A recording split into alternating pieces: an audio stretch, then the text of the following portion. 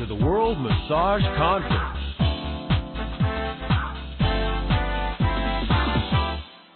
Hello, welcome to the World Massage Conference. I'm Melanie Hayden, and I will be introducing our class and our instructor today. Fill Your Practice, a blueprint for a successful practice with Eric Brown. If you're joining us live for this class, please remember to just jump into the chat room located to the right of the broadcast screen there. Take full advantage of the opportunity to ask Eric questions during the event and share your feedback with the other therapists from around the world as well. Eric will be in the chat room live, and he'll answer as many of your questions as possible, and he will definitely give you his contact information if you have more. Just before we begin, I'd like to thank our sponsors. Thank you so much to our global sponsor, Massage Envy. Massage Envy is a community of caregivers committed to helping people feel their best. They believe that therapeutic massage and customized skincare are an integral part of the well-being journey. If you share this belief, they'd like to get to know you better. Learn more at massageenvy.com/careers. Thank you to our education partner. Associated Bodywork and Massage Professionals provides an extensive array of member benefits and exceptional liability insurance. Visit abmp.com to discover why over 80,000 massage and bodywork professionals have chosen ABMP as their professional association. Thank you to our daily sponsors, Massage and Bodywork Magazine, Bon Vital, BioFreeze, and Massage Warehouse. Fill Your Practice, a blueprint for a successful practice. There are so many massage professionals who struggle to fill their practice. It's a shame that these talented professionals have so much to offer, but just don't have the clients coming in to see them for their help. Wouldn't it be nice if someone could just hand you a list of proven practice-building techniques with simple, no-nonsense, step-by-step plan that would be guaranteed to turn things around and help you build your practice of your dreams? Then you're in the right place. Join Eric Brown for this great class, and I just want to tell you a little bit about Eric. Eric has trained thousands of therapists at massage therapy colleges and through conference workshops. Eric has pioneered chair massage in Canada and continues to teach those classes and train therapists not only how to give chair massage, but also how to make great income from adding this to your practice or as a standalone business. He writes for massage journals internationally, and thousands of massage professionals from around the world subscribe to his free marketing tips newsletter available at Bodywork Biz, that's bodyworkbiz.com. He is a co-founder of the World Massage Conference and Massage Therapy Radio, and Eric is the author of several books, including 60 Clients in 60 Days and Fill Your Practice, both available on Amazon. Eric, welcome to World Massage Conference as an instructor. It's always great to have you here sharing your fantastic tips and really helping people to build their business of their dreams. Hello and welcome. I'm Eric Brown from bodyworkbiz.com, and I want to thank you very much for spending your time with me here today. This is where all the beautiful people hang out, so I'm delighted to have you here with me. Now, our presentation right now is Fill Your Practice, Blueprint for Successful Practice. So sit back, enjoy this presentation. What I might suggest is you have a pen and paper handy to take some notes, because you are going to get dozens of very practical, actionable techniques that you can use to build your practice in this presentation, and you'll want to try to capture those. Now, as a registrant, you do have access to the replay, so you can come back and listen to this anytime at all. Now, I really should have called this Fill Your Practice by the Numbers, because I don't just pull these ideas out of my butt. These are actual tested ideas. If you know me, you know I track things in my practice, always have, and when I talk to other practitioners, I get numbers from them. Now, I know what you're thinking. Numbers, I hear you. I actually went to university to become an accountant. I was going to be a chartered accountant, but I realized very quickly that I hate numbers. But the thing about numbers is that they don't lie. So I always have run my practice by the numbers. Now, here are some, don't be alarmed. Here are some of the kinds of numbers that you're going to learn in this presentation. You're going to learn 3 ways to increase your sales, and there's only 3 ways to do it. You're going to learn how you can actually double your income without getting any new clients. This is kind of interesting. 5 pages you have to have on your website, 6 steps to choosing your ideal clients, how you can increase your rebooking rate by 62% with just one simple phrase. And there's more. You're also going to learn a simple technique to turn 325% more clients from being satisfied to being highly satisfied. And this will only cost you maybe about 50 cents a client. How to create a 2-step ad. This is an interesting strategy to save you advertising money. Increase sales by 10% with no additional expense or effort. It's true, it's possible. You're going to find out. And find out why each client email you collect is worth $28.60. Actually worth a lot more than that, but this is the direct benefit. And why 68% of your clients stop seeing you and what you can do about it. Now we're going to be looking at a lot more numbers than these, but this just gives you an idea in terms of some of the things that we're going to cover in this presentation. A lot of this material is taken from the Fill Your Massage Practice 101 book that is available on Amazon.com. As some of you might know, Bodywork Biz, the website, is no longer offering online courses, but a lot of my material is available on Amazon in various books. So I'm going to be referencing some of those resources for you. So you can go to Amazon.com and look for Fill Your Massage Practice 101 or 60 Clients in 60 Days, and all those books will show up for you. And they're super low priced currently for the World Massage Conference. Prices will go up after this event. So if I list any prices here and you're listening to replays, the price may go up. So I'd suggest you check them out today. Okay. We're going to look at 12 overarching strategies or concepts in this presentation. And the first one is simply get out of your way. I like this quote. If you think like you've always thought, you will get what you've always got. The thing is, you have to do things differently. You have to change if you want to get a different result in your practice. But here's the thing. People say they want change until they realize that they have to do things differently. You know, people say that fear of spiders, fear of public speaking, fear of heights are some of the biggest fears. I think the biggest fear that anybody has is the fear of change, and people are resistant. So as a result, I hear things like this when I do workshops. I hate selling. How do I know this will really work? I can't take money for this. I'm not worthy. That will never work. That's so unprofessional. Now, the people that say this are resistant to change, and they are the same people that report results like this in their business. This is actually taken from Facebook, where somebody asked, what's the one word to describe your last 90 days of business? And we got things like non-existent, surprising, unpredictable, dead, miserable, painful, stagnant, frustrating, slow, roller coaster, exhaustive, fluctuating, sporadic, burdened. Whew. And that's exactly why I am doing these kinds of workshops, to help people, therapists that find themselves in these situations of frustration.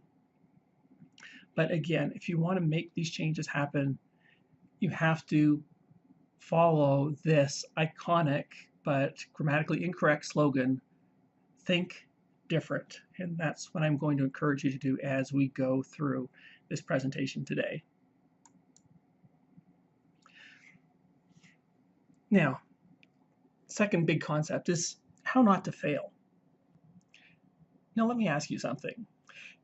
Have you ever had a situation where you've had a client come into your practice and you treat them and they get up after their massage and they say, the pain's still there, doesn't feel any different?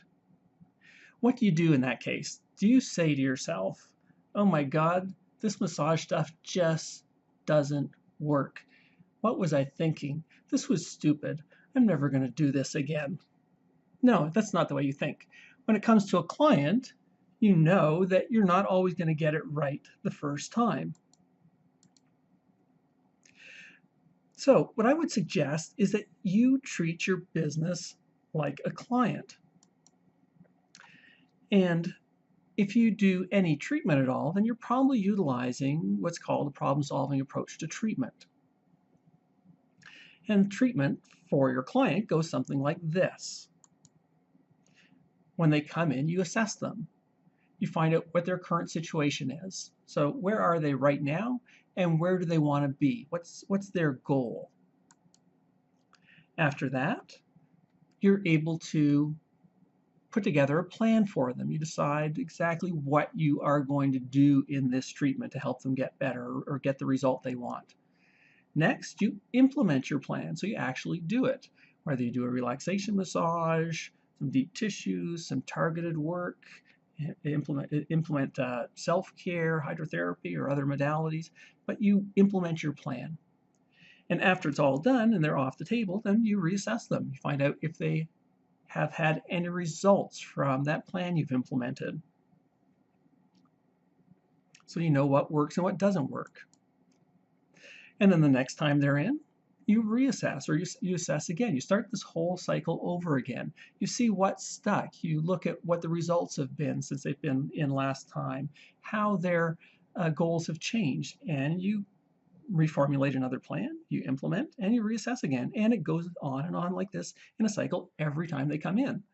And what happens is that you find out what works, what doesn't work, you keep adapting, and they get better. It might take some time, but they do get better. So we have, in this case, what's a negative feedback loop. It's a self-correcting mechanism. So negative in this sense is a good thing. So you need to treat your business in exactly the same way. Let's take a look at that loop again. Okay, you're going to take a look at your business, where you're at and where you want to be. You're going to develop a plan, marketing plan to change things. You're going to implement that plan, and then you're going to track to see what's working, what's not working. Then you're going to repeat the process. You're going to find out what works. You're going to do more of that. The things that don't work, you're going to drop. And eventually, as the cycle continues and repeats, your practice is going to get busier and more successful. So again, don't get discouraged by marketing when it doesn't work. Don't say, this is stupid. This will never work. Why would I do that? What was I thinking? Just go through this process, treat your business like a client, and you will be successful, guaranteed. Third concept. There are 3 ways to increase your sales, and there's only 3 ways. And this is a good way to structure marketing around these 3 particular ways of increasing income. So here's the 3 ways. Number 1, get more new clients. Or a corollary of that is decrease your attrition or retain more clients, because every client you keep is one less client you have to get, if that makes sense. You're basically plugging the tub. Number 2 is to get those clients to come in more frequently. So instead of coming in once a month, get them coming in twice a month. And thirdly, increase your transaction value or make more money each time they come in. And that might seem a little strange, but I'll explain how this works in a moment. Now, here's what this might look like. So let's say our way number 1, new clients. Let's say you're getting 5 new clients per month.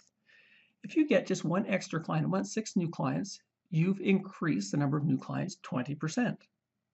Now let's say your average client comes in 5 times a year. What if you could increase that by just 1 visit a year? Is that doable? Well, of course it is. By doing that with each client, on average, you've just increased your income 20%. How about the transaction value? Let's say you do on average 50 minutes per treatment and charge, let's say $1 an hour, so $50 an hour. And you find a way to increase the amount of time each person comes in, just 10 minutes to 60 minutes. Again, it's doable. That's a 20% increase. So these are the 3 ways we have to build our sales. And you can see it doesn't take much to get significant increases in each area.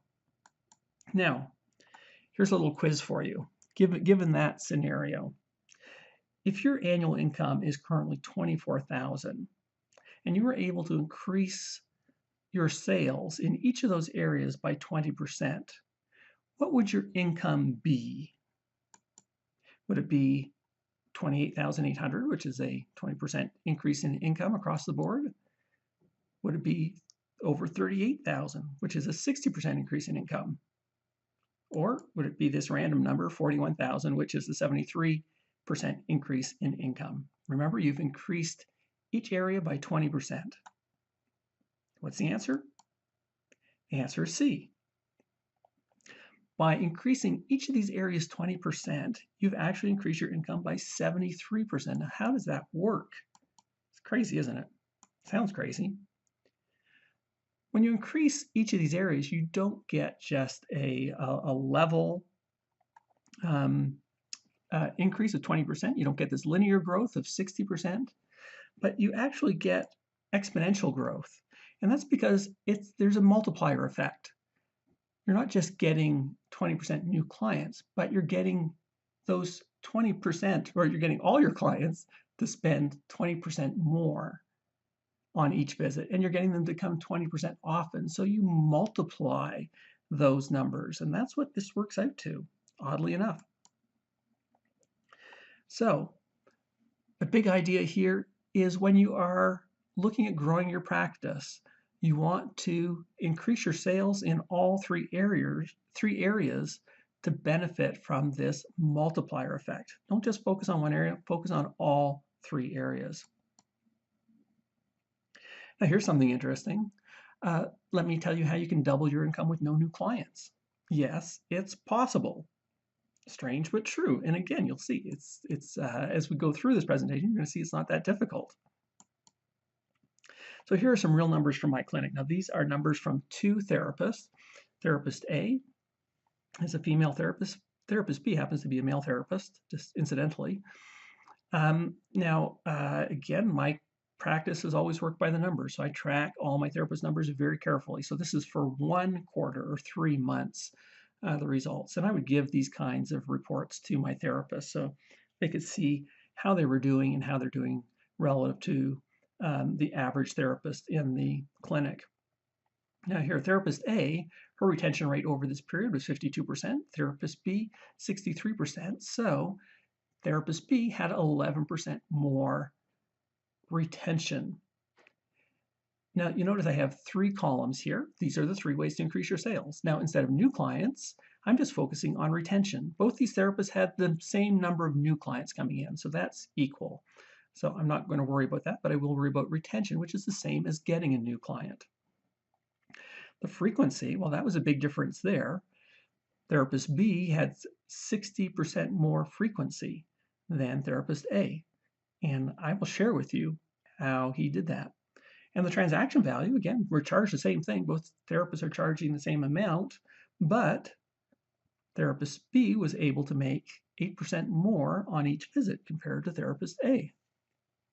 Now, what's the difference in income between therapist A and therapist B for this quarter? Well, if we use the multiplier effect, we can see that it's 92%.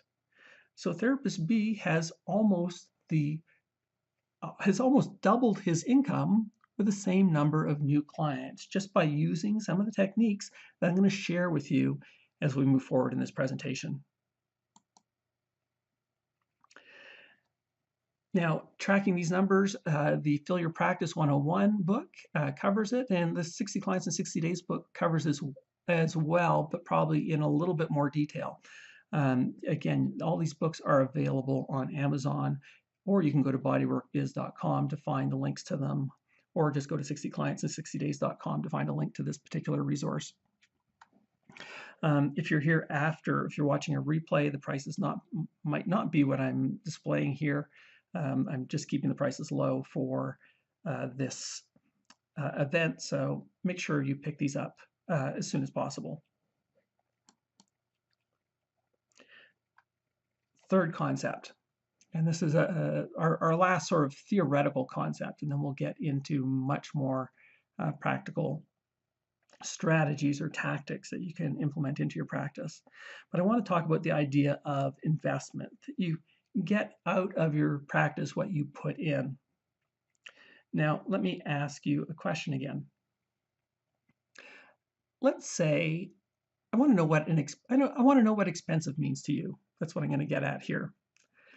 If a local community paper advertising representative approaches me and says, you can have a full page ad in our paper for just $20. Is that expensive? What would you say? Now, let's say the competing community paper comes to you and they say, I'm going to give you a 1x2 inch ad and it is $500. Is that expensive or is it cheap? Well, I'm going to answer that question in a minute.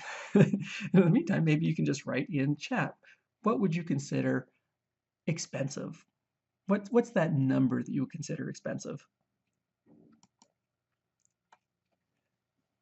Okay, while you're doing that, I am going to give you this quote. This is one of my favorite quotes, and it's a quote that I live by. This is by Peter Drucker, who's one of the foremost management gurus of the 20th century. And he has been quoted as saying, because the purpose of business is to create a customer, the business enterprise has two and only two basic functions: marketing and innovation. Marketing and innovation produce results.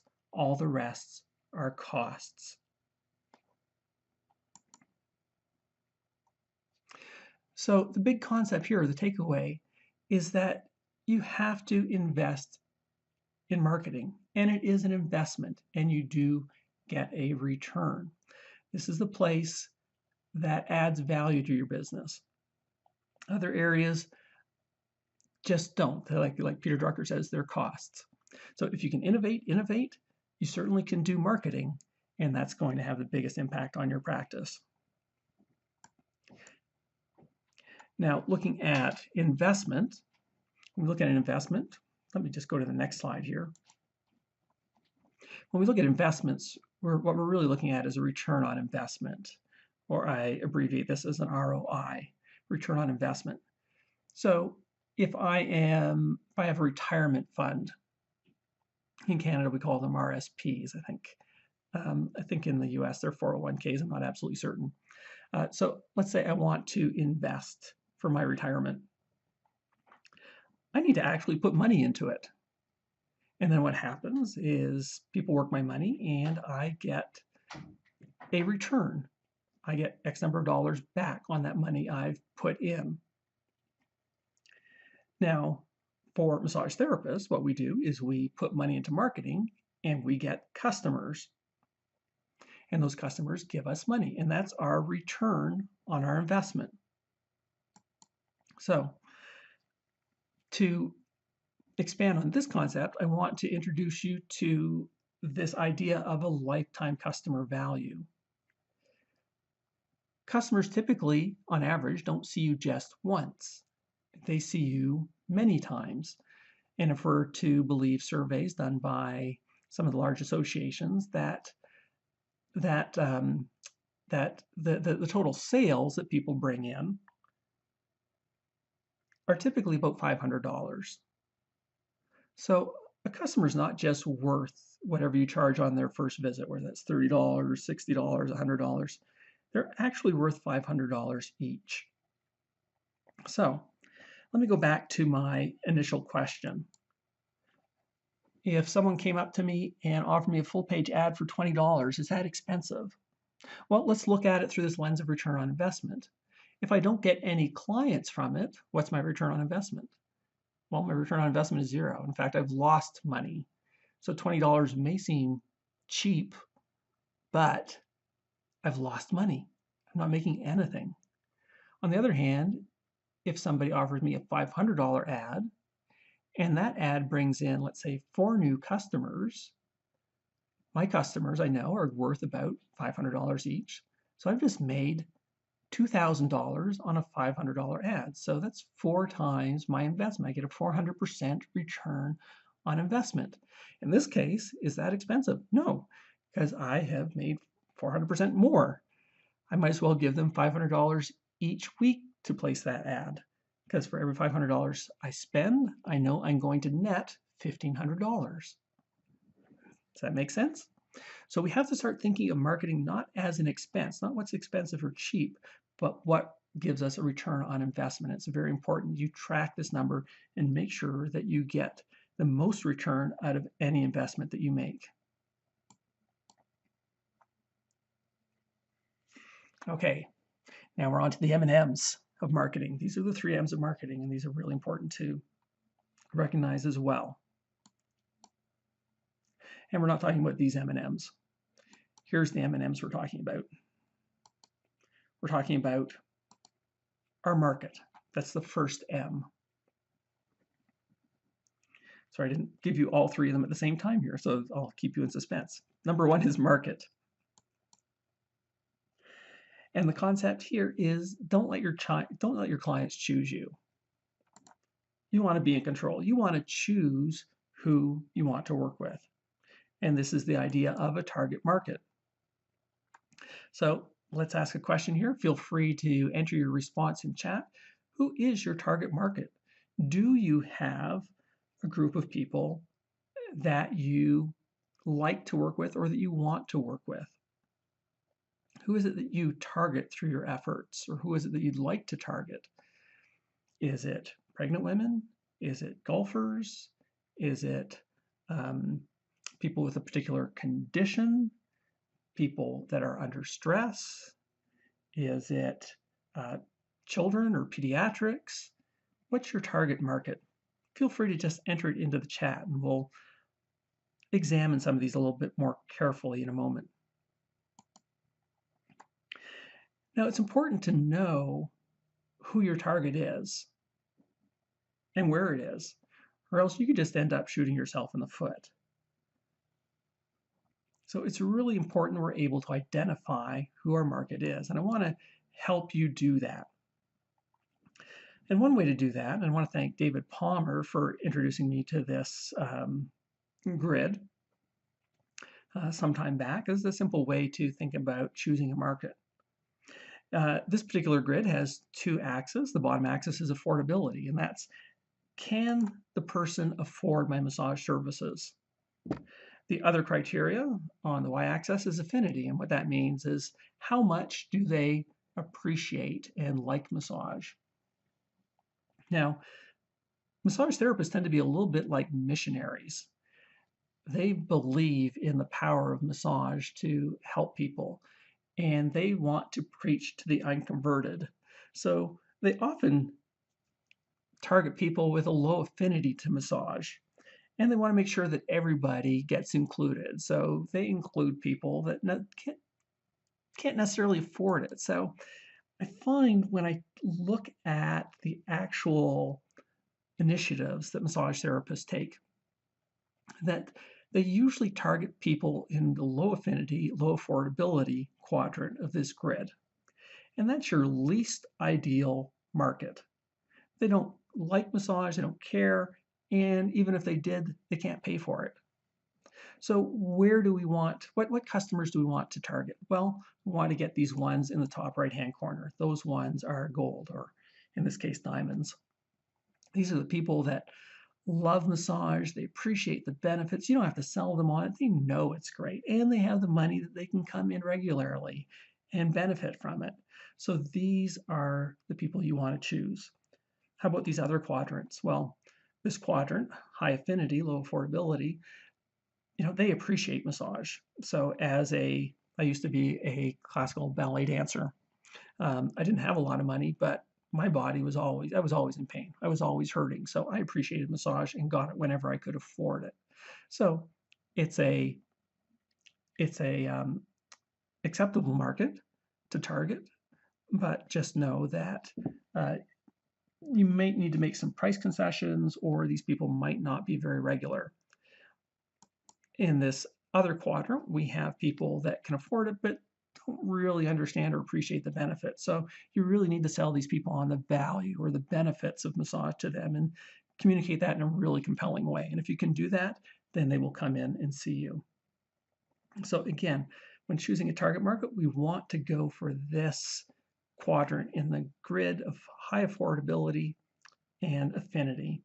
Now, there's other criteria that we can use as well. So if you want to go through these with me, what I would suggest is that you create a target market grid. And just, if you have a piece of paper on hand, you can do something like this. And I'll go through these 6 points with you here in a moment. But basically just have 6 points down on the left-hand column and put your target groups. You can have more than one.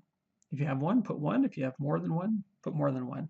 And if you're thinking about targeting a group, then list those here, and this going through this exercise will help you make sure you're selling to the right people to begin with. So let's go through some of those criteria. Number one, can they afford your services? Okay, so we've just looked at this. Now, if they can, then let's go back to your grid, put a check mark in the affordability area there. Okay, can they afford your services? Do they have money? So let's take a look at some target markets. When I first started practicing, I targeted dancers, because I was a dancer myself, and I targeted people, gay men with HIV, because this was in the early 90s when HIV was a really significant issue. And my clinic just happened to be in the Village in Toronto. So it was in an area that was close. So in this case, dancers really couldn't afford my services. Again, they had a high affinity, couldn't really afford it, but they came in when they could. My HIV clients typically had a higher disposable income. You know, they could afford it. A lot of them were still working, had third-party coverage for massage, so their insurance covered massage. So they were a good market in terms of affordability. In terms of affinity, both groups appreciated massage.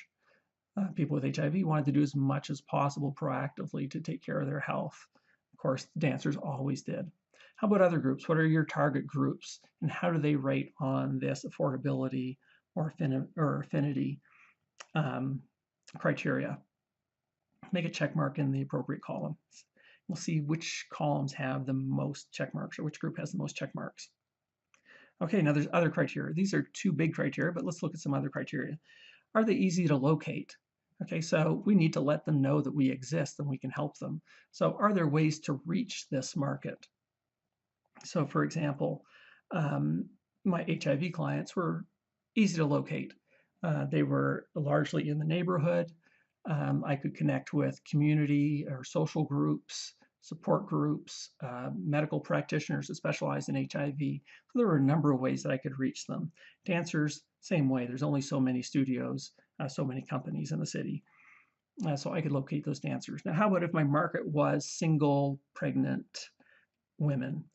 Are they easy to locate? Not so much. That's a little bit more difficult. How about runners? Well, runners are everywhere. So it's a little bit of a diverse group, but you know, they might belong to running groups. They do need to buy shoes occasionally. So there are ways that I can target them, but not as easily as others. How about people that work in a particular company? Yeah, I could do lunch and learns. I could go in and do chair massage. There's other ways that I could reach employees at a particular company. So they would be easy to locate. Okay, so I have a dancer. Perfect. She loves massage. She just inherited $1 million from her deceased grandfather, so she can afford all the massage in the world. I know she works at a studio, at a company close by. Only one problem. There's only one of her. That's not a good market for me. So you need to make sure that there's enough people in your target market that it's sustainable. So are there enough people in your target market that can make use of your services? Fifth criteria, is that market serviced by other businesses? And I sort of alluded to this already with the HIV community that I worked with. You know, there were support groups they went to, community centers, there's health practitioners and doctors that worked with this group. So there were other businesses or other organizations that already interfaced with this group and that I could connect with and piggyback on, which is very, very important.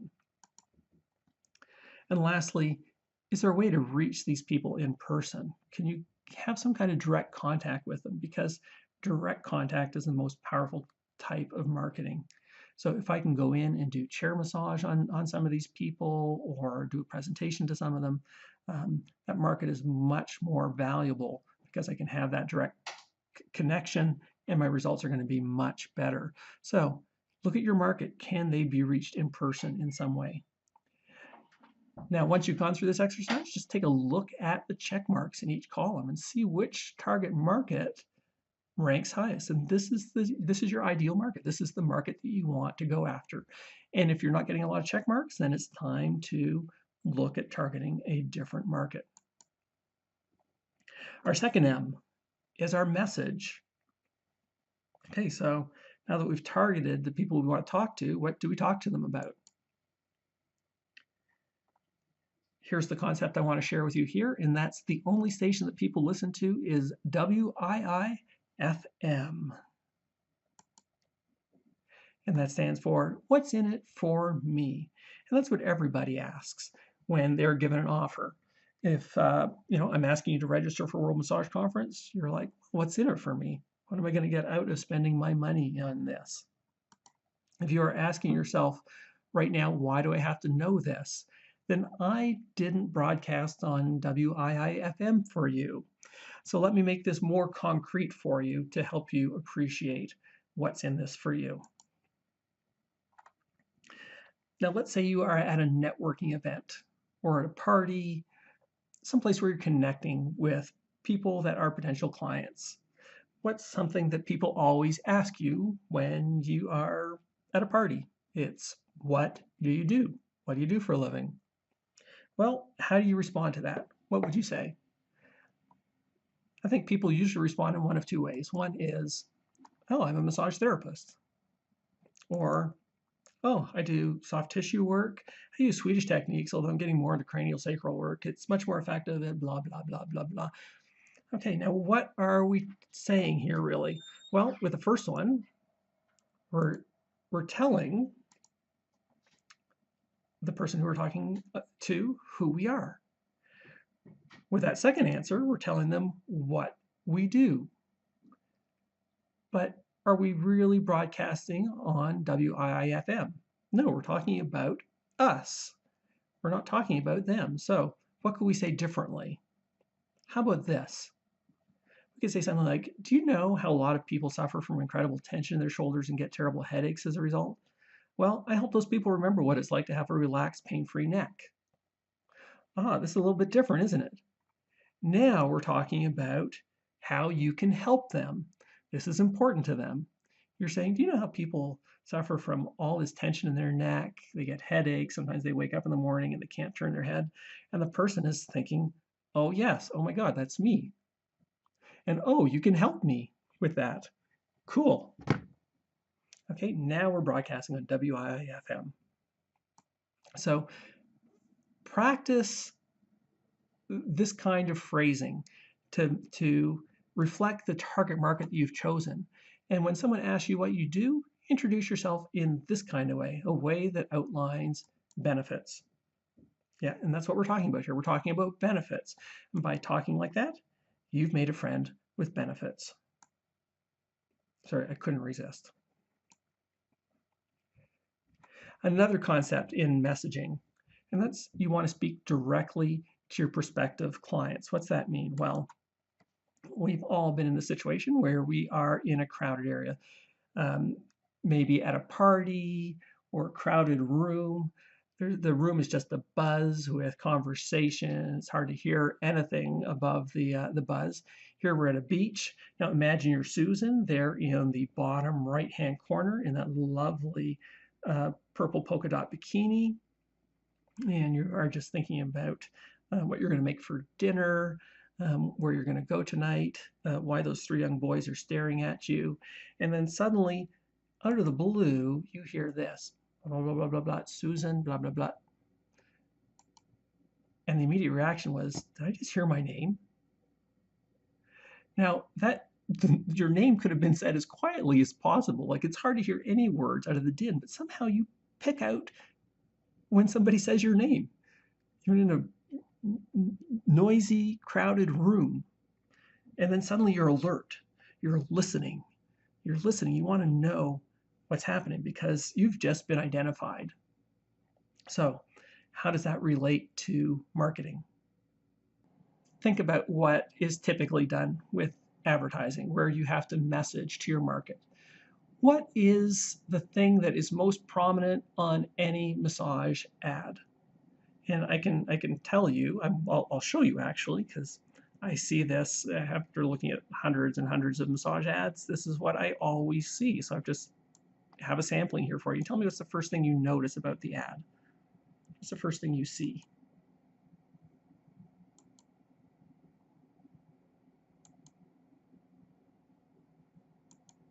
Is it coming clear yet? Spa 24, Oriental Secret Massage, Oracle Massage Therapy, Kimmy Healing Arts. What do you notice about this? Hands-on Health. That's the first thing you notice about the ad as it flashes. Bastrop Chiropractic Clinic. What is the first thing that the client notices?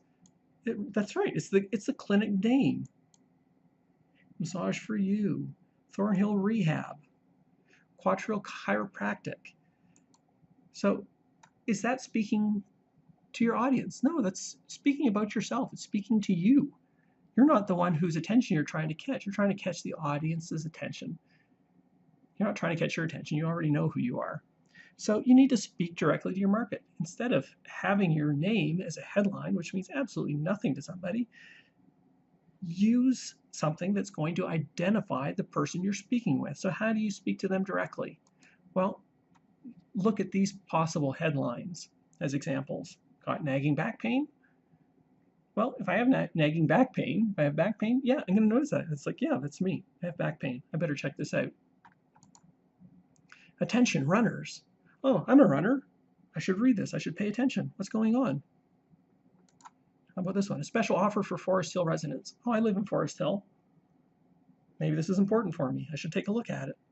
Okay, so you need to speak directly to your market. Stop putting your name at the top of any advertisement or message and start speaking directly to your market. The last of the M's. The last one is revealed. So we've had a market, message, and now we are on media. What's media? Well, media is any way that you reach your market. These are all the touch points with your prospective clients. So that could be really anything. It could be an advertisement. It could be your introduction at a networking meeting, a letter you send out, your answering machine message, your website, coupon, business name, referrals, articles. All these things are considered media. It's a way to get your message to your market. That's the means.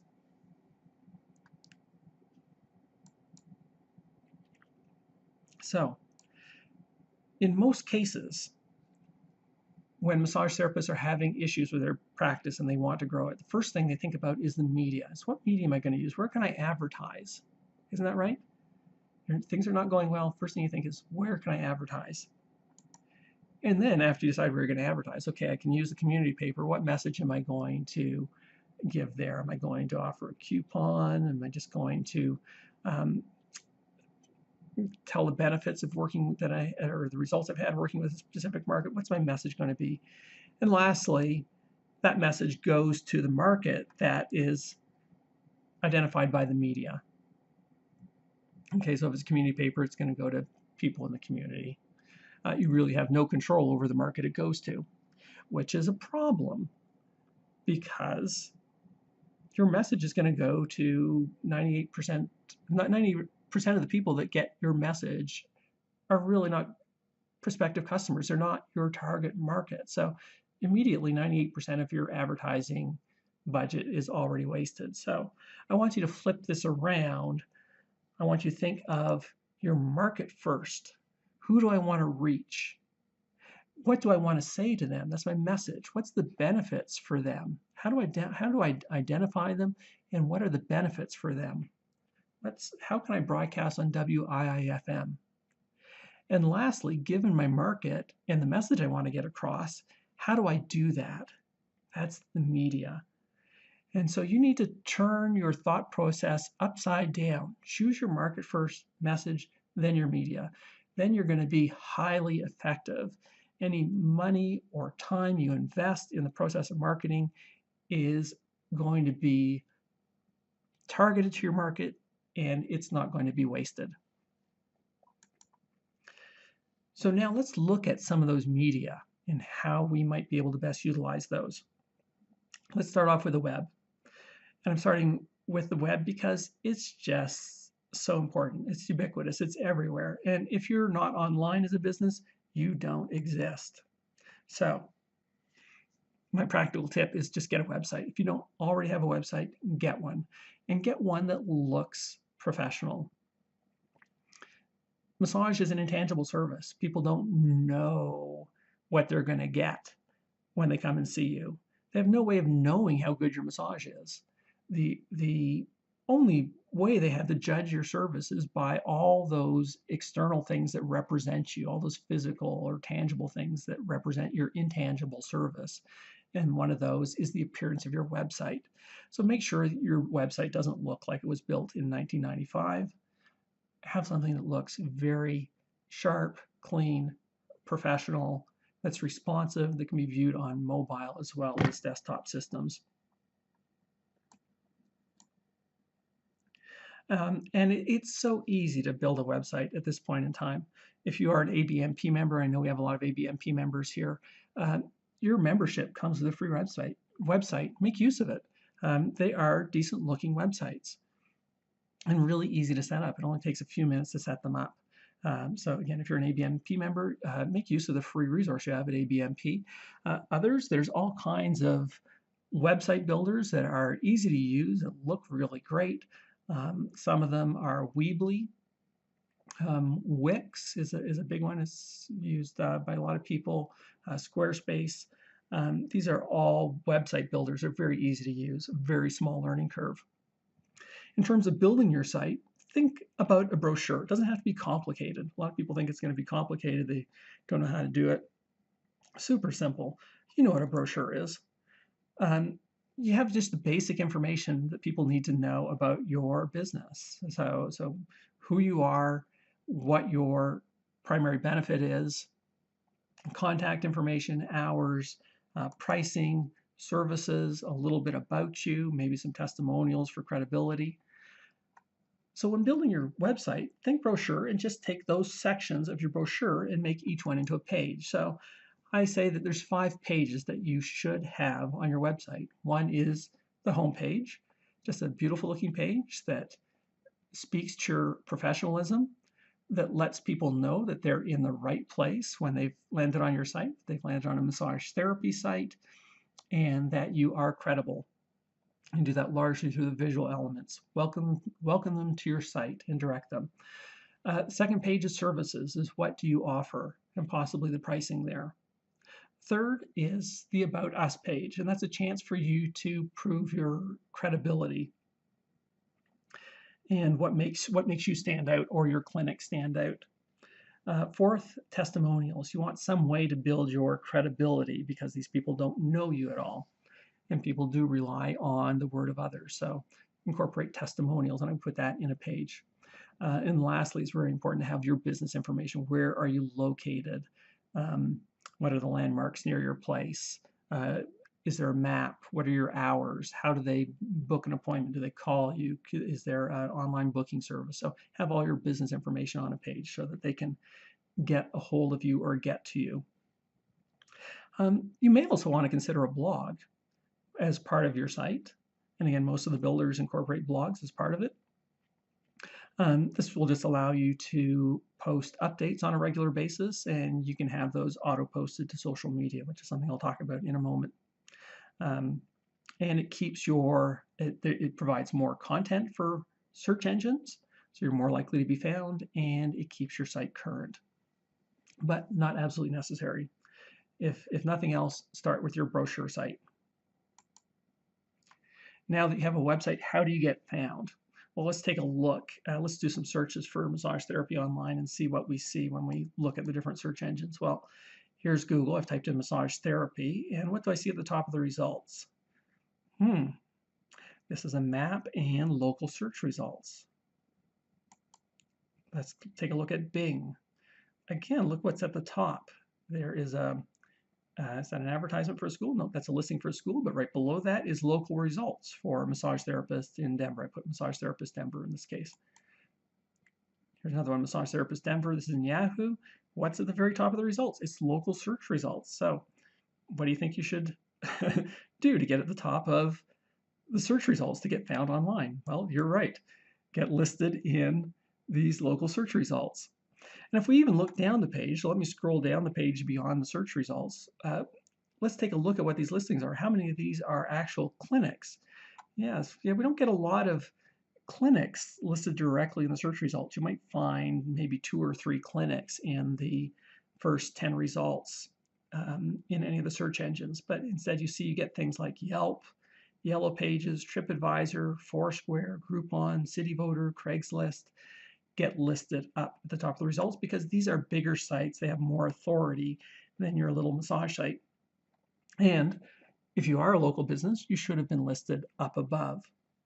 So again, how do we get found either in the local search results or in one of these sites like Yelp that will show our listing when people click on that link? Well, it's simple, just list with local directories. So all the search engines and other companies have directories that you can list in for free. So I would suggest free, not paid. So Google, just type in Google My Business, or go to the local search results and you'll see a place where you can click to get your business listed. Yahoo Local, no, there's Yelp. Yelp is very popular. Again, I would just suggest you do the free listing. Don't bother with the paid listings. Facebook, do a Facebook business page. Again, this acts as a directory, and you'll see this. I'll show you an example of this later. Bing is a search engine, not certainly Yahoo and Bing are not huge. Google is responsible for about 70% of search, but still, if you can get a listing in the local search results for Bing and Yahoo, do that. So, not if you can, you can. All you need to do is go to these search engines and type in Bing Local, Yahoo Local, Google My Business, or Google Local, and you'll find, or just visit the sites. You'll see links because they want you to list your business. They want to have a complete directory of businesses because search engines want to be useful for people. So they want to help you do this. If you're not sure what directories are popular in your area, then just do a search in your city to find those directories. So just type in massage therapy, massage therapist, and your city name if you like, and you'll see what directories show up, and you should be listing in those directories. Now, my suggestions for these local directories is fill out each directory listing as fully as possible. So put in all the information in all the fields they request and give lots of information. Most of these will allow you to upload images and videos, so do that as well. That will all help your ranking. A second tip in terms of listing with the local directories is be consistent. I have the acronym here, NAP. That stands for name, address, and phone number. Make sure your name, address, and phone number are consistent in every single listing. This is what the search engines or search engine optimization people call the citation. And the search engines do look for citations, and the backlinks to your site are important, but these citations that where other people are referencing your name, your address, your number are important because the more citations Google or the other search engines see, then the more they recognize that you are a legitimate business. And lastly, solicit reviews. If we take a look at some of the, I'm not going to go back to the listings now, but you'll notice if you look up massage therapy in your town and look at the number of reviews that exist for each listing, you'll see a correlation between the number of reviews and the ranking of those businesses. So absolutely, this is the easiest thing you could do to get found online, is just claim those local listings with those directories. Now let's move on to something that's very popular, and that's social media. That's all the buzz. Everyone's talking about advertising or promoting or marketing your business on social media. But there's a problem with social media. I'm not a big fan of it because it's about social. It's about being social, not about selling.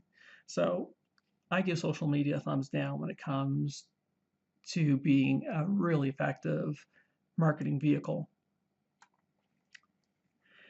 Now here is Facebook's official page. Now, if anybody knows about posting, so and the reason I'm bringing this up is because a lot of people say, like, should I have a Facebook page? How often should I post? And, everybody has their own ideas, but let's go to the experts. This is Facebook. If anybody knows best practices on Facebook, it's Facebook itself. So how often does Facebook post on social media? How much value do they give to their page? Well, if you take a look, you'll see that Facebook posts on average about once per month, and this has been consistent for years. They really don't care about their page because it doesn't have any value. So I think you should take a page out of the Facebook book and don't worry too much about social or posting on social. Here's my suggestion for you is set up profiles on all the major social media platforms. Okay, so set up profiles, and like the local directory listings, put as much information as they will let you put. If you can put up images, videos, text, the more information you can post about your business on the profiles, the better. So make sure all your contact information is listed there. So if people come upon those profiles, they know how to contact you.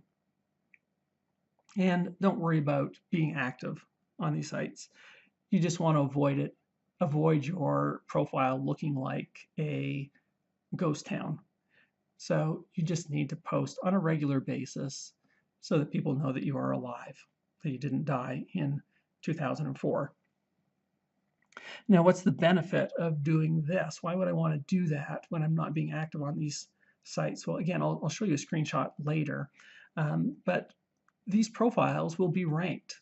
These are important websites: YouTube, Pinterest, LinkedIn, Twitter, Facebook, Tumblr. They're all very important sites in the search engine's eyes, and the search engines will index your profiles or your listings on these social media sites.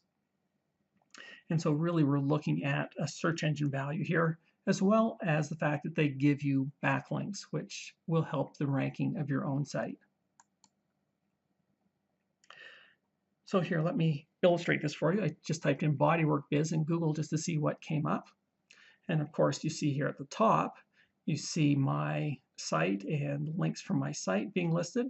The second result is a YouTube video. And again, something I'm not going to go into, but videos can be very effective. And you are more likely to rank a video that you've posted on YouTube than you are your own site. Because again, YouTube is an important site. The search engines don't see your clinic website as being that valuable. So listings or pages on these other high-profile sites are more likely to show up in search engines than sometimes even your own website. Next listing down the page is, again, YouTube. That's my profile listing. Okay, so that's why I needed a profile on YouTube. Facebook. This is my group on Facebook. Twitter, there's my profile on Twitter. Again, it's just showing up on search. And the last one is my profile on Pinterest. So these profiles show up in the search results. And so if your site doesn't show up, you might show up. One of these profiles might show up for you.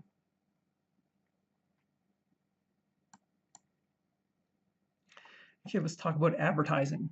Because when we talk about marketing, one of the first things that massage professionals think about is advertising. Is where do I advertise? Marketing is much more than that. But this is still very much entrenched in our mind, is that we need to advertise. So what works now in terms of advertising? Well, this sort of sums up the current state of advertising. Yellow Pages used to be the way that massage therapists would advertise because it targeted people that were interested in massage. That was the target market. If you're interested in massage, you look up massage therapy in the Yellow Pages. But this sort of represents the effectiveness of advertising as seen by businesses today.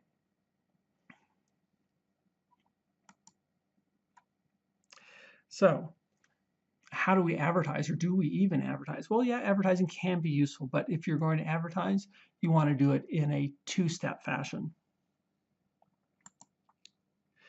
Now, in the old days, If you are of my generation and were reading comics or certain publications, you would come across ads like this. Now, are they asking you to buy anything in this ad? No, they want you to take a free art talent test. So what's the idea here? What are they trying to do? They're not making any money by you requesting this art talent test. What are they doing? Well, they're getting you to identify yourself. You are interested in art. You are interested in becoming a better artist. So what you're going to do is you're going to get this test from them, and then they're going to follow up with you because you've identified yourself as someone that's interested in art. Then they're going to sell you a course. But they didn't want to take the time to outline all the benefits of their course in a big ad because that would take too much space and would be too expensive. So instead, they do a little ad that gets you to identify yourself, and then they follow up with more extensive advertising. And that's the two-step concept. So how do you do the two-step, even if you have two left feet? Well, in the old days, again, it used to be small print ads, and this was often classified advertising. You do a small ad like the one I showed you. You got people to send in a coupon, reply by phone or mail. Those are the old days. This is the modern equivalent of classified advertising. And these are ads that you see every time you go onto Facebook. Now you'll see two types of ads here. You'll see ads in a column on the right, but you'll also see what's called a page post ad in the middle.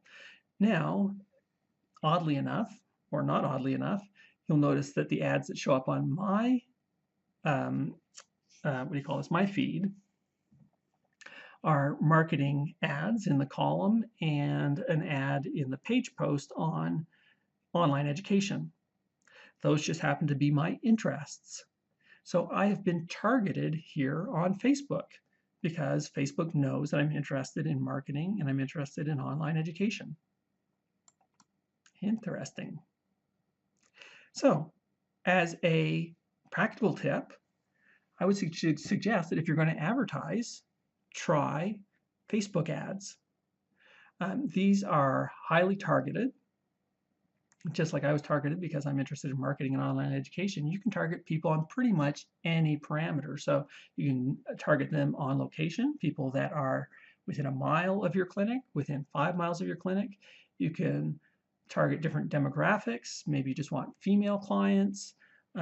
Maybe you want, maybe you work with elders or in elder care, so you want people that are 60 years old or more. Oh my God, that's close to my age. Their interests, whether they are interested in a particular sport or activity, marketing, for example. You can even target their workplace. You can target them if they have a pet. There's just so many different parameters that you can target. So if I want a female runner that's between the ages of 20 and 30, who's single and that owns a dog, I can target that person on Facebook, believe it or not. And the ads are relatively inexpensive. And again, we want to think of return on investment because we're able to target our prospective clients so well with these kinds of ads. And you have to target. Okay, you can't do these ads without targeting. Otherwise, you won't get a high return on investment. But because we can target highly, you're likely to get a very high return on investment. And the other thing about these ads is you can do them on a pay-per-click basis. That's not pay-per-clip, but pay-per-click. That means that you only pay when somebody actually clicks on your ad and views your message. If they don't click on your ad, you don't pay. So really there is a little bit of a learning curve, but it's a short learning curve, and these can be highly effective ads in terms of doing two-step. And once they click on your ad, where do you take them? Well, you take them to a special page on your website where you can enlarge on your message. Don't take them to your homepage of your site. Create a special page that's associated with that particular ad. And you'll see an example of how I do this a little bit later on in this presentation, where I'm going to show you how you can get an article that I wrote. So look out for that as we go through. You'll see how I've done it. The other place you can do this is Google AdWords. And you see when you do Google searches, sorry, I don't have a screenshot here for you, but you can do a search for anything on Google and you'll see ads show up, small ads at the top and again in the right-hand column. Those are Google AdWords. Now, I've managed ad accounts for over 100 therapists at certain points. And what I can tell you is they work in a way, but there's just not enough search volume to justify your effort.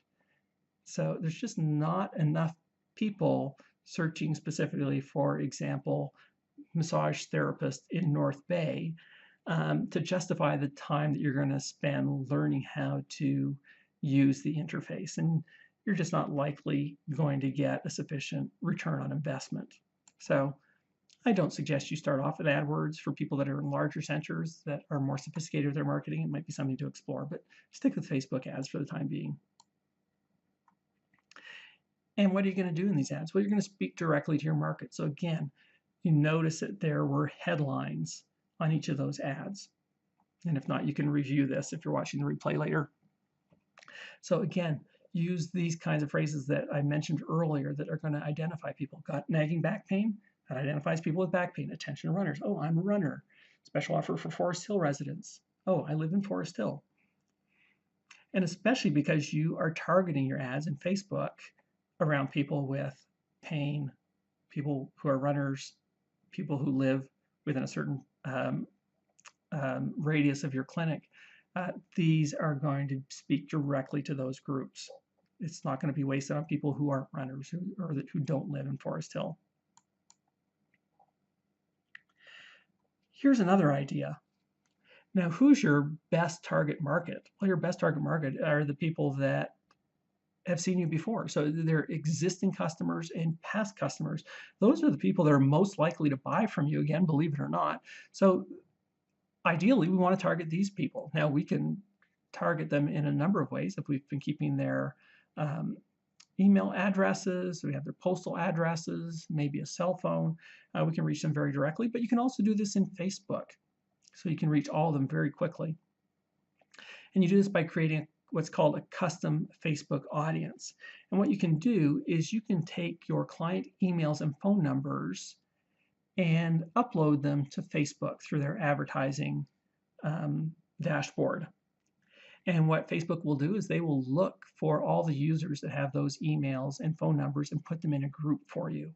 And when you place an ad, you can do it specifically for that group. So only your existing or past customers are the people that are going to see that ad. So you can speak directly to those people who are your customers, who already know you, trust you, and that are most likely to buy from you. So this is a good way to reach your existing clients. Let's go on to another media, which is email. Now, some people, especially the social media people, would like you to think that this is the state of email, that it's completely ineffective. Email is dead. I read this all the time. Email is dead. Email is dead. Email is dead. Well, it's not quite dead yet. Here's a quote from Michael Stelzner. Now, he is the founder of Social Media Examiner. Now, this is the premier site for anyone that does social media marketing. If you're a social media marketer, then you are subscribed to the Social Media Examiner without a doubt. This is the site online. Now, what does Michael Stelzner, the founder of social media, okay, this is the site of all things social media, what does he say about email? He says email is the most important channel for you to cultivate. And if you listen to his podcast, you'll find out that the way that Social Media Examiner builds its audience and sells is through email. Michael Stelzner is completely focused on capturing emails for anybody that visits the site. And secondly, he is a fanatic about increasing deliverability of emails, making sure they show up in people's inboxes. So when you have one of the most prominent people in the social media field saying that email is the most important channel for you to cultivate, you have to sit up and listen. Now, one of the great things about email is it's one of the few direct channels to your clients. and you own it. You own their emails. So you can connect with them whenever you want to. The only other way to do this is by postal email, by picking up the phone and calling people, or by text messaging. Those are the only other direct ways you can reach your audience, and email is one of the easiest ways to do this. Now here's my tip for you, my practical tip around email. This is the thing that you can implement, and that is send a weekly email. And the easiest thing to do is send an email at the beginning of each week. That's every Monday morning, to let your clients know, or your prospects know, because these might not be clients yet, what appointment times you have available. And you'll get instant appointments. That's what I call this strategy. I call this instant appointments. Here are a couple of reports from a couple of therapists. This therapist says, I just did this today, and within 2 minutes had taken appointments for 2 available slots. Here's another one. Within half an hour, I had 2 appointments taken. First from a guy I did chair massage for at his workplace, and the second from one of my very regular clients. So best of both worlds. One new client and an increase in spends from an existing client. I am very, very happy about this tip. Thank you so much. Now, did this person have a big list? No, the second person here, the second quote, comes from a therapist that tried this suggestion. She only had 15, she only sent this email out to 15 of her clients, and she had 2 appointments taken within half an hour. Now here is how this works. I'm just going to back up to the slide here for you. Now some people offer basically the idea is to send out an email that just outlines the times you have available for the week.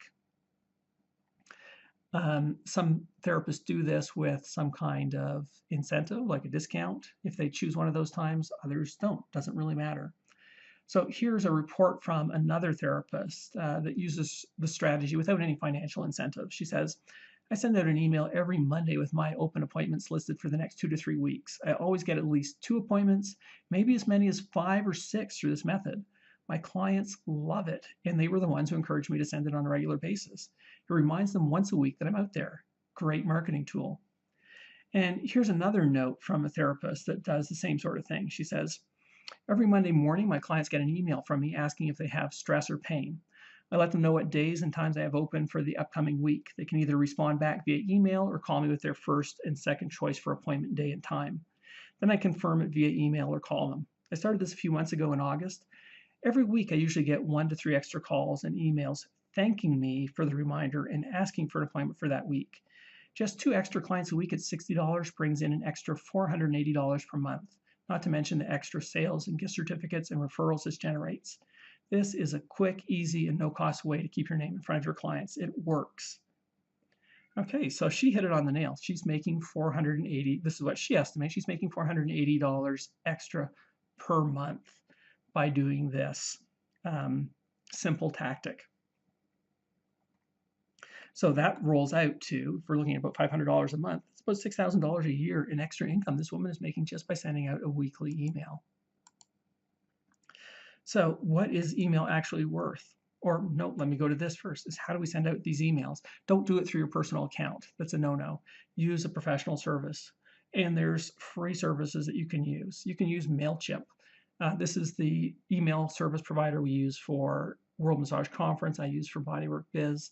And it's free without any restrictions. You get full functionality for up to 2,000 subscribers. It's very full-featured, but because it's full-featured, there is a little bit of a learning curve to it. So I'd highly recommend MailChimp. If you want a simpler option, you can try TinyLetter. This is a company that's owned by MailChimp. It sort of combines sort of the best of sort of the commercial services with an interface that looks a lot like your own email account, like your Gmail account. So it's super easy to use. There's almost no learning curve on it. It's always free, and the limit is up to 5,000 subscribers. And if you can get up to 5,000 subscribers, you're doing great. You can afford to pay for an account after that. You can go to MailChimp after 5,000 subscribers and use a paid account.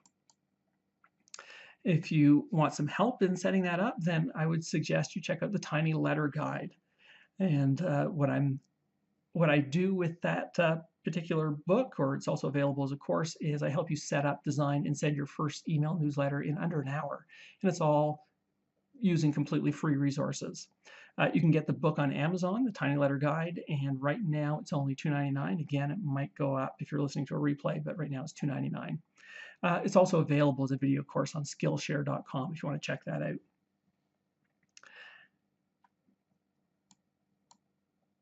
Now, how much is email worth to your practice? Well, one therapist kindly went through all his numbers with me. He sends out an email every once a week with a $10 off coupon, and it applies to certain time frames during the week. And he has a multi-therapist clinic. And these are typically the quiet times of the week. So people redeeming these coupons and coming in are not cannibalizing their full paying clients. And what we calculated after working through the numbers is every email on his list is worth $28.60 a year, year after year. So he makes about $30 for every email that's on his list per year. So that means if you have a modest list, let's say you're the average therapist that you need about 200 to 300 client files to have a full-time practice. So let's say you have 100 email addresses collected from your clients. Well, at $30 each, that means that you are making $3,000 a year just by sending out an email at the beginning of each month. And it doesn't cost you anything to do. So it's your return on investment on that. Again, we're looking at return on investment, right? It's high. You pay nothing and you get $3,000 at the end of the year. What could you do with $3,000? What would you do? Would you go on a trip? Would you buy something? It's worth it. It's worth that little bit of effort. So I highly recommend email. High return on investment. You must have an email list. Let's take a look at another strategy or another medium, and that's referrals. For referrals, we need to use the EAR principle. That's just an acronym for the steps. We need to earn referrals, we need to ask for them, and we need to reward them. Let's look at each of these in turn. How do we earn referrals? Well, here's the big concept, is that a satisfied customer is just not enough. Satisfaction is not enough. You have to do more than satisfy people. You have to wow them. 90% of customers say that they're satisfied when we do surveys, but only 40% are repeat buyers. So just because somebody's satisfied doesn't mean that they're going to come in again. Very important. Here is stats from a study done by Sears. They find that customers in surveys who list themselves as very satisfied spend over 60% more in a year than those who are just satisfied. So the more we can make the customer experience an exceptional one, the more likely they are to buy. So if we can improve our overall satisfaction rate with clients from satisfied to very satisfied, we can potentially make 60% more. So what's that mean to your bottom line? Well, if you're making $20,000 a year right now, it means that if you can do nothing else but wow your clients with the experience, then you can increase your income from $20,000 to $32,000. That's a 60% increase in spend. So very important concept. Related to that is recognizing that a massage is not as important as the customer experience. Okay, so this is a myth. And I know people are going to resist me on this, but again, you have to think differently or think different. Is that your massage really doesn't matter that much. People have a certain threshold of satisfaction with the massage, and after that, they're going to be happy. So this idea that if you just do a great massage, that that friend's going to tell two friends, and they're going to tell two friends, and you're going to be super popular. No, it doesn't work that way. There are so many super talented therapists that are living in poverty because they don't recognize this simple fact that massage is really not as important as the customer experience. So here's a couple ways, a couple practical ways, and I'm mentioning these ones in particular because they're easy. The Fill Your Massage Practice 101 book has dozens and dozens of these, but I'm just going to list a couple here. First tip is send a welcome to the practice letter.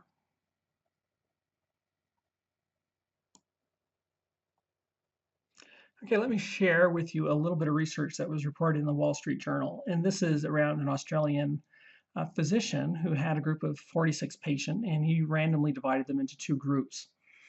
And after an office procedure, one group got a follow-up letter, while the other group didn't. And the patients were surveyed afterwards to find out how satisfied they were with the doctor's service. Well, over half the group that received the letter gave the doctor the highest satisfaction rating possible. But only 4 in the no letter group said they were completely satisfied. That's mind-boggling.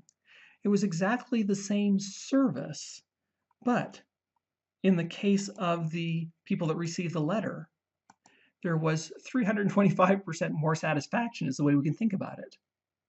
325% more people were satisfied, or I shouldn't say satisfied, or rated the doctor at the highest level just because they got a letter.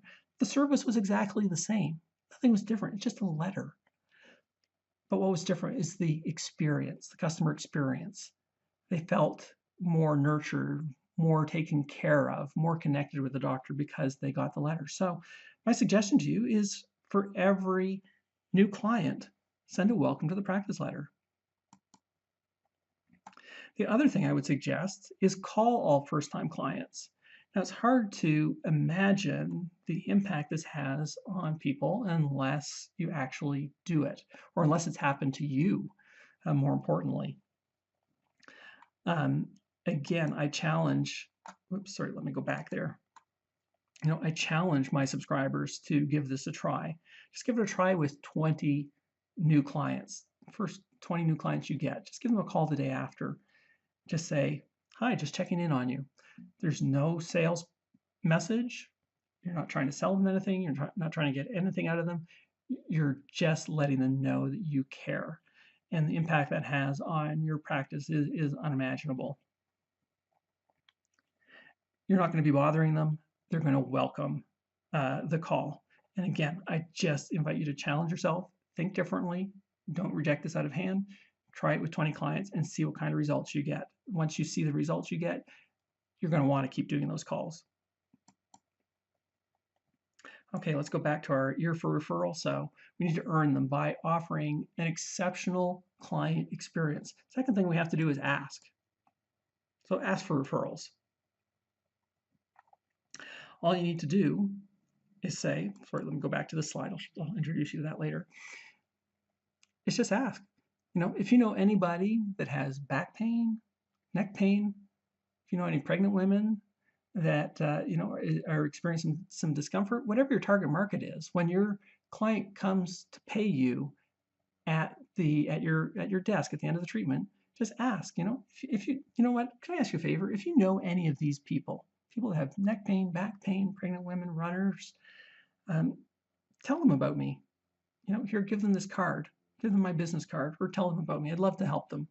And there's lots of ways you can do that will maximize your results. I can't share them all here, but again, check out Fill Your Practice 101. It's on sale at Amazon. It's cheap. You can buy all my books on Amazon together. If you got them all, I think they'd only be about $26 at the time of this broadcast. So again, for your return on investment, it's worth it getting them, and I'll have all kinds of strategies there. But the basic idea is to ask. This is more effective if you have some kind of vehicle where they can share something concrete that allows them to share you with their friends. And 60 Clients in 60 Days book outlines a strategy for doing this. So again, highly recommended resource. This is on sale right now on Amazon, so pick it up.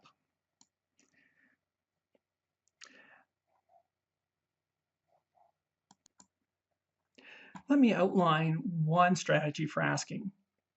And I like this 1-minute message concept because it's a way that you can highlight your expertise without bragging. because that's always a problem, isn't it? We don't want to sound like we're bragging. This allows you to do that, and it allows you to ask for a referral. And the idea here is simple, is just decide on, let me just see if I have a slide here that outlines the process. Yes, just decide who your target market is. What conditions or pathologies would you like to see more of in your practice, or what kind of person would you like to see more of in your practice? And think of some of the successes you've had in treating these kinds of people in your practice. Then simply tell a short story that outlines, number one, what the problem was, what kind of state the person was when they first saw you, briefly what you did, and thirdly, how the client benefited, and state that in a very concrete way. And then simply ask them to refer people who have had that condition so you can help them. So for example, I have, this might be a 1-minute message for me. And I might tell this story at a party. I might say this to a client while I'm in my treatment room or after the treatment, wherever the opportunity arises. So I'll say, you know what? I saw a really interesting woman that came into my practice a few months ago. She had this chronic back pain. She had had it for 12 years. She reported that she had it after a bout of colitis. And she developed this back pain. It just didn't go away. She was living with it for about 12 years. And she wasn't even going to tell me about it because it's just something she just got used to living in this chronic pain all the time. And she had seen specialists. She had had a myelogram where they put dye in your spine to check your spine. She'd seen so many people and just didn't get any results. And when she saw me, I thought, wow, what she's describing sounds a lot like a referral pattern from what's called a trigger point that's in your abdominal muscles. And so I asked her if I could work that trigger point because this is something I specialize in. And I worked that trigger point, and after the treatment, she got off the table and she said, you know what, I'm afraid to say this, but this is the first time in 12 years I'm not feeling my pain. And I thought, this is amazing. So many people could benefit from massage if they only knew that they could be helped in this kind of way. So if you know anybody with back pain, please send them my way. I would love to at least assess them because I specialize in these trigger points and I often recognize these referral patterns that are often overlooked. So if you know anybody with back pain or actually any kind of chronic pain, please send them in. I'd love the opportunity to look at them and see if I can help. How's that? It's super simple, it's compelling, and it's going to stick in the person's mind. So next time somebody talks to them about their back pain, they're going to go, oh, you know what?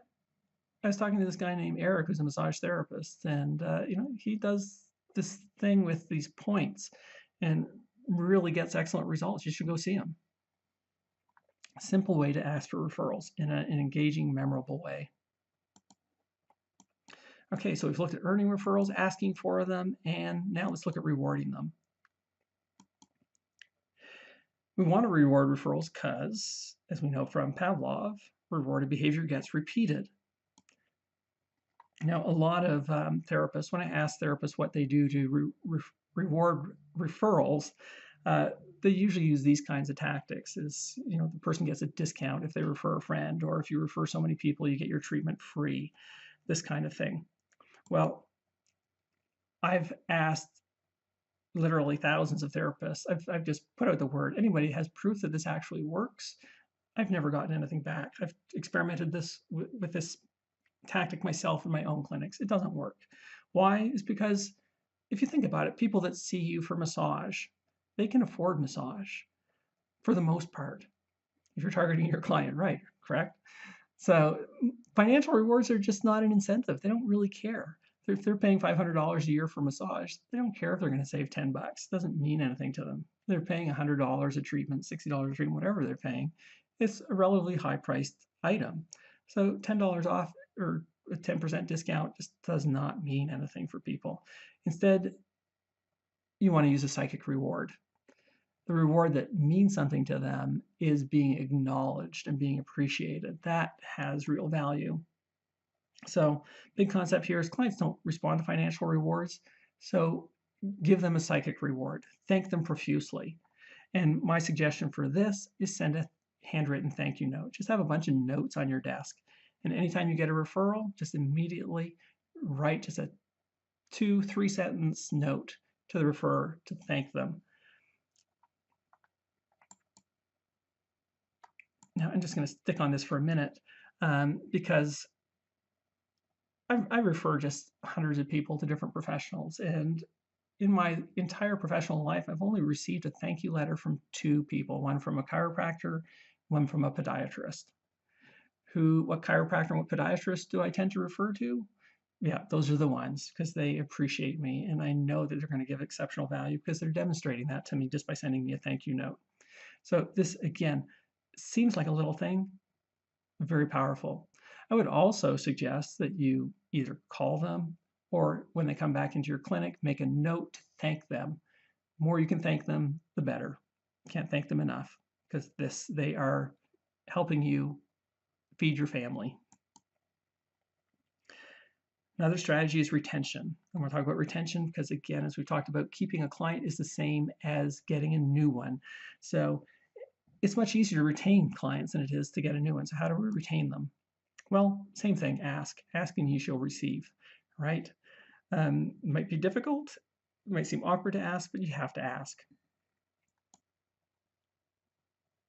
And what happens when you ask? Or why do you need to ask?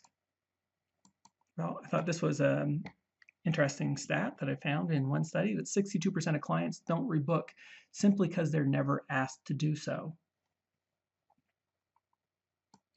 And if we look at our numbers here, okay, we saw these numbers earlier in the presentation, the difference between therapist A and therapist B. How did therapist B get 60% more frequency? Well, therapist B asked. That's the only difference. Therapist A was very resistant to asking for rebookings. Therapist B had no issue with it. And we can see that those numbers correspond, don't they? Therapist A didn't ask for the rebook, and as a result, they lost 60% of their business. So as a practical tip, just say this after every treatment. Let's book your next treatment now. Or sorry, let's book your next appointment now. What time works best for you? Okay, I didn't ask whether they want to book or not. I'm making an assumptive, what in sales would be called an assumptive close. I'm just saying, I'm assuming they had a great experience and they want to have some more. So I'm saying, let's book your next appointment now. What time works best for you? Not, do you want to book your next appointment? And again, I go into different strategies in the Fill Your Practice 101 book, but I just don't have the time here because I'm running out of time. I'm almost at the end of my time now, and I still have a couple points I need to get through. So let's look at reactivation. And again, this is related to retention. Reactivation simply means getting inactive clients, clients that haven't seen you for a while, back into a buying cycle. And again, it's important because keeping a client is the same as getting a new one. And again, it's easier and cheaper to reactivate than it is to get a new client. Now, my clinics, just generally speaking, sort of rolled out like this. We're very treatment oriented.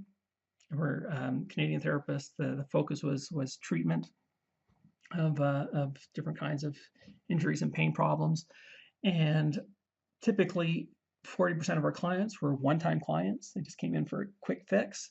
40% would come in for multiple visits within a year, often until they came in until their issue resolved, and then we didn't see them again. And 20% would be long-term clients. That means we lost about 80% of our new clients every year. Now, what do we do about it? Well, to do something about it, we need to understand why clients do stop coming. And may or may not be surprising. Why do you think clients stop seeing you? Well, some may die, but that's a very small percentage. Some may move. That might be a little bit bigger percentage. Maybe some clients really didn't like your massage. Maybe they thought you smelled bad. I don't know. But really, the number one reason, and this is I found this number in an equivalent number in a number of studies, but 2/3 of clients stop coming for no particular reason at all. You haven't stayed in contact with them, you haven't sent them an email, they got caught up in the busyness of everyday life and they just forgot how good your massage was. And they stopped coming, they fell out of the buying cycle. So it means that these people, at least 2/3, um, don't dislike you. They love massage. They love you. They just fell out of the habit. That's all. So how do we get them back? Practical tip. Send a reactivation letter. Send them all a letter. Send all your inactive clients, and you can define what an inactive client is. I define it as someone who hasn't seen me for a year, but you could easily do this for 6 months. Someone who hasn't seen you for 6 months might even be better. Send a reactivation letter. And you can take one of two approaches. One is the I'm concerned approach, because these are the things you naturally think anyway. So, you haven't seen somebody and you think, oh my God, what happened to Tom? Like he used to come in regularly and I haven't seen him. I'm wondering if he's okay. And that's what you want to express in your letter. The other thing, again, I do this all the time. I'm going through my client files and come across a client name. And it's like, oh, Susan, whatever happened to Susan? She used to be in here all the time, but I haven't seen her in like 6 months. So just communicate that in your letter. Whatever happened to you? You used to come in regularly, and I just want to check to make sure you're okay. Is everything fine? Is something happened? Like I'm a little concerned. I would love to hear from you. Just give me a call. I'm going to give you, call me in this next week. I'll give you your treatment for half price. Love to see you again. Offer some kind of incentive in the letter. And if you do that, you'll find that you get about 2 to 10% of the people who you send a letter to will actually respond by booking an appointment. Now, you can make this much more effective and really double your response by calling after the letter is sent. So you can do one or the other or combine them both. Combining them both is more powerful. So after you send the letter, if they haven't responded, make a call. And again, the same approach. Hey, Tom, I'm giving you a call. I'm just concerned. You used to be in here all the time. I haven't seen you for like 6 months. Are you okay? Is everything fine? Is your health okay? How's your body feeling? Is it time to get back in for a massage again? Well, let's book you in. That's all it is. That's all it is. And again, the first response I get to people or massage therapists is a knee-jerk response saying, I can't do that. That's invasive. It's telemarketing. No, it's not. Again, just do 20 calls. Do 20 of these calls. See what kind of response you get when you reach somebody on the phone. They're going to be appreciative, and you're going to find you make appointments. They want to come in. Remember, the reason why they stop seeing you is not because they don't like you, not because they're trying to avoid you. It's just they forgot about you. Other things took over in their lives. They would really appreciate a call. So again, if you do both, you'll double your response. So let's do some math on this. Again, I'm looking at numbers. Let's say you have 500 inactive client files from over the years, and 80% of those are inactive. So you're seeing 100 clients this past year have been active, 80% are inactive. So that's 400 inactive clients. So with a 2 to 10% reactivation response, you're going to have 8 to 40 new clients come in. So that doesn't sound like big numbers, does it? Just 8 clients. But if those 8 clients are worth, again, to get them reactivated, $500 over their buying lifetime, that's their lifetime customer value, you're looking at 8 times 500 is $4,000. On the top end, at 4 times $500, you're looking at $20,000 over their buying lifetime. So you just made between $4,000 to $20,000 additional dollars over that person's buying lifetime by making those reactivation calls. Oops, sorry, there's the lifetime value. What would you do with $4,000 to $20,000? Can you think of something you would do? Would you go on a vacation? What would you buy? Would that be worth your effort to send those 400 letters, to make those phone calls? Yes, by all means, it's worth it. Again, you're going to double your response with a call, so it means a lot to your bottom line. Why leave money on the table? It's just sitting there. All you need to do is make the call. Lastly, sorry I'm going over time here, but we're going to look at our last strategy, and that's increasing the transaction value. And this one seems like it's difficult to do, doesn't it? But it's really not. The simplest way to do this is simply to increase the treatment time. So how do you do that? Well, one day I was leafing through our clinic appointment book, and I noticed one of our therapists, and that's therapist V, who was in that other example, had all 90-minute appointments booked. I thought, that's weird. Like, like normally we do shorter treatments because we're very treatment oriented. So we do a lot of 30, 45-minute treatments, hour treatments, but not a lot of 90-minute treatments. And Stephen had his book filled with 90-minute treatments. And I thought, how the heck did he do that? That was a mystery. And I asked him, and his answer was, it's simple. I just asked them if they wanted to book a 90-minute treatment. I just said, you know what, you're enjoying this hour-long treatment? You'd really enjoy a 90-minute treatment. Why don't we book you in for 90 minutes your next visit? And he says they all say yes. That's all he had to do. He just asked. And so as a result, that's why we get this number. This is why he was able to get an 8% increase in transaction value over Therapist A. He was just asking people to book a longer time frame because prices are the same. We're all charging the same amount. So just ask for the upgrade. And again, just say what Stephen said. He said, you've enjoyed this hour-long treatment? Why not try a 90-minute treatment?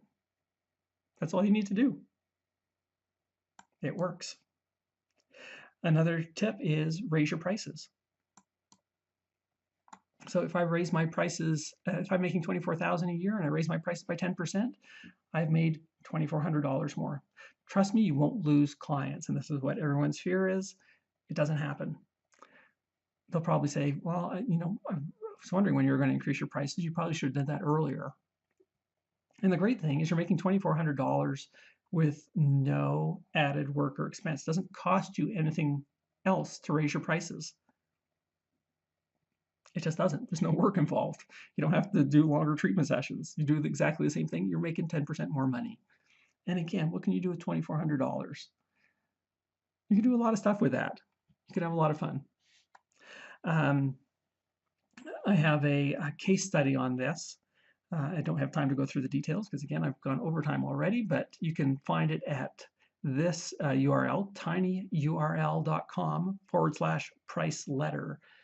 Again, it's tinyurl.com/price letter. If you go there, you can get this article that was published in Massage and Bodywork magazine that details a price increase that a therapist did. I helped her craft a letter to her clients. And the results from that letter were really quite remarkable.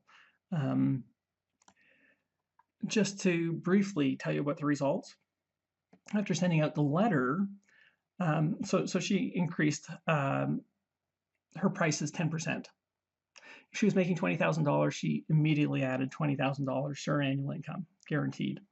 On top of that, after sending this letter, the way we structured it, she sold 15 gift certificates and 5 prepaid sessions of 10 massages within the 3 weeks after sending the letter out. So that was about $2,700 in sales. So $2,000 as a direct result of the price increase, $2,700 in sales. So that we're now at $4,700 in sales she made just as a result of sending out this letter.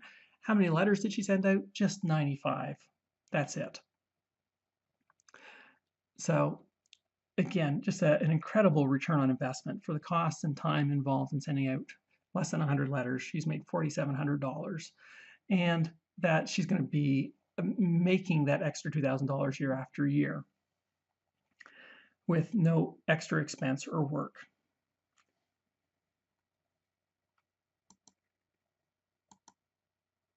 Okay, just to review some of the concepts we did as we close up, you need to get out of your own way. So again, instead of rejecting these ideas, think differently. Know that to get a different result, you need to do things differently. So I suggest that you just try these practical strategies that I've outlined in this presentation. Again, I work by the numbers, so I know that these work, and I know if you track your numbers, you're going to find they work for you too. Secondly, treat your business like a client. Instead of giving up on marketing the first time you try it, use the problem-solving approach, which is a negative feedback loop that basically means it's self-correcting. It makes your advertising more and more effective. But to do that, you need to track your results. Invest in marketing. If you want to get more clients, if you want to make more income, you need to invest. You can either invest time or money, but you have to make an investment. If you don't invest, you're not going to grow. And related to that, use return on investment as the only criteria for deciding how you're going to invest. Don't worry about getting your name out there. Your name out there doesn't matter. You just want to see results. So you need to use return on investment as your criteria for any marketing activity that you engage in. Went through the M&Ms of marketing, including how to choose a market, ideas in terms of structuring a message, and how that indicates what media that you're going to use or how you're going to get that message across. I encourage you all to use the web. You have to have a website. Just make sure it looks good. Keep it simple. In terms of social media, set up your profiles. Don't worry about being overly active. Don't worry about trying to build your base. We're using this for other reasons. In terms of advertising, advertising can work, but if you're going to do it, make sure you do it two-step. Don't try to sell somebody on calling you and booking an appointment with just a simple ad. It's too big of a leap. Email. Start collecting emails for all your clients. Call them to get their emails. Get them on an email list. Sign up for with one of the email providers I mentioned, either MailChimp or TinyLetter. In terms of referrals, we talked about 3 steps in getting referrals. So you need to look at those steps and make them happen, implement them, start implementing. And in terms of retention, simplest thing you can do, just ask every client to rebook. What's the phrase you're going to use? Type it in the chat. If not, listen to this replay after this is finished. I'm not going to do the work for you. I'm going to make you do it. Reactivation. Conduct a simple reactivation campaign using either postal mail or a phone call. The results will be fantastic. Use the I'm concerned or whatever happened to approach. And lastly, look at ways of increasing your transaction value. And you can do that by either asking people for longer treatment times or raising your prices. There are 2 simple ways. Again, more ideas are outlined in the Fill Your Practice book. So again, I want to encourage you to get your hands on that. It's on sale right now. I think if you are listening to this live, I think if you go to Amazon right now, you'll probably get it at $7.99. Price will go up after the conference is done. So pick up the book. And in fact, pick up all the books. Again, you can get my complete library of Kindle books, which you can look at on any device, your desktop. You don't need a Kindle reader. You can read it on your computer, on your phone, on your tablet. You can get all my books. I think I tallied it up a couple days ago, and it was like less than $26 to get my entire library. So absolutely worth it. So go to Amazon.com and look for those books. We'll provide you with a link here on the page, or go to Bodywork Biz. You'll find the links there. So again, the book is Fill Your Massage Practice 101. So I've gone overtime like I always do. Thank you so much for spending your time with me. I really appreciate that you've taken time out of your day. And I'm excited that you have these tools at your disposal, that you can reach more clients. You can have a bigger impact on the world around you. If you have any questions, I do have a Facebook group. Just type in Bodywork Biz in Facebook and you'll find the Bodywork Biz Business Ideas That Work group. And I think you'll find a link to it at bodyworkbiz.com too. So bodyworkbiz.com has most of the links that you'll need that are related to this presentation. So you can always go there. So I'm going to stick around in the chat room for a while longer. If you have any questions, by all means, just type them in there and I will try to get to as many as possible. And have a fantastic day. Enjoy the rest of the conference. Eric, thanks again so much for a fantastic workshop, class, and presentation. You really do just have such a tremendous amount of expertise in the area of practice building, and you have literally helped thousands and tens of thousands of people over the years. So thank you so much for your contributions to the profession. Always appreciated. And just before we go, I would like to say thank you so much to our global sponsor, Massage Envy.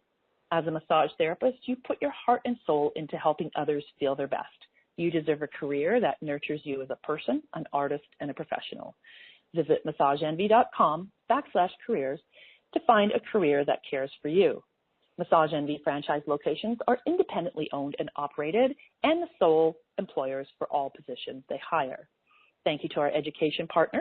Associated Bodywork and Massage Professionals provides an extensive array of member benefits and exceptional liability insurance. Visit abmp.com to discover why over 80,000 massage and bodywork professionals have chosen ABMP as their professional association. Thank you to our daily sponsors, Massage and Bodywork Magazine, Bon Vital, BioFreeze, and Massage Warehouse.